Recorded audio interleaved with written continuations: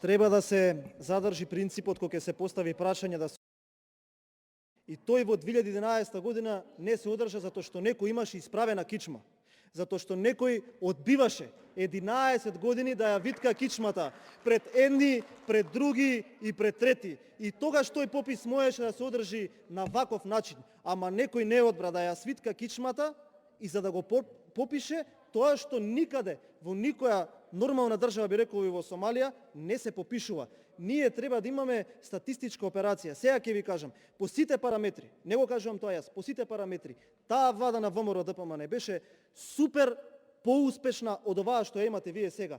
Да сме спровеле тогаш попис, ќе сме биле уште поуспешни. Дали требало? Да, и тоа тврдам дека требало, затоа што не треба да бидеме негативен пример.